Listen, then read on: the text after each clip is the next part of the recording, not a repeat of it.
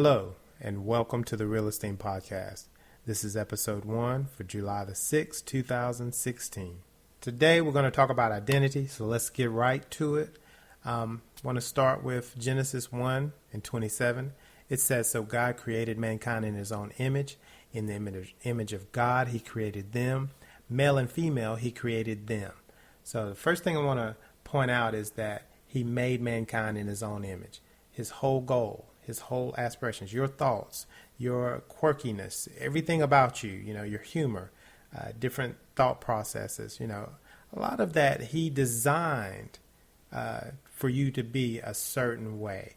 He wasn't intending for someone to mold you into their image. He actually created you in his own image.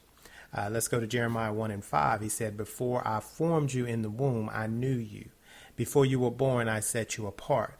I appointed you as a prophet to the nations." So God had already decided even before you were born, even before you were thought of, even before you were conceived, who you would be, how you would be.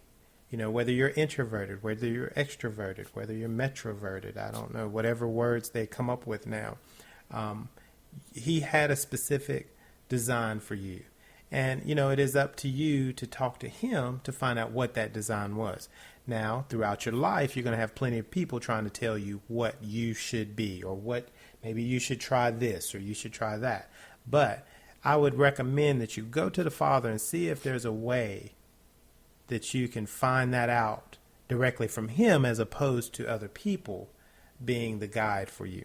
Let's go to John 1 and 12. It says, "Yet to all who did receive him, to those who believed in his name, he gave the right to become children of God."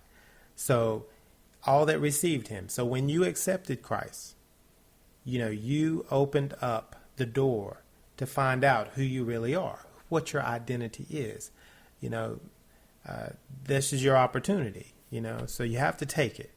You have to take it, and you have to take it seriously, because everything is attached to you knowing your identity, your destiny, what you may do in ministry. And ministry just means to serve, so whatever you're going to do to serve people, that's what it's really all about. Loving, caring, helping people.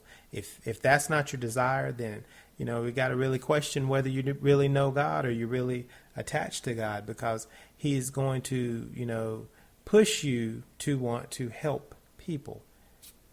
Last thing we're going to talk about is Colossians 3, 1 through 3. It says, "Since then you have been raised with Christ. Set your hearts on things above, where Christ is, seated at the right hand of God. Set your mind on things above, not on earthly things. For you died, and your life is now hidden with Christ in God." So, God's telling us right there that, the things of this world are not our goals. There's things that we have to do.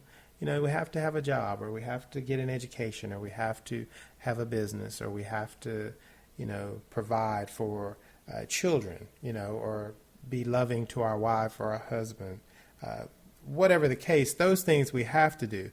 But he said not to set our minds on earthly things or aspirations of just being, well known, making a name for yourself or a reputation for yourself.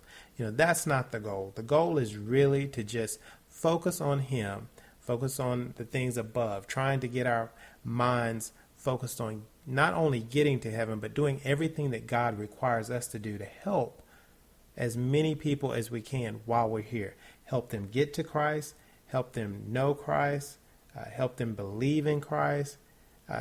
Regardless of how we feel, that's our goal. Our goal is to help people.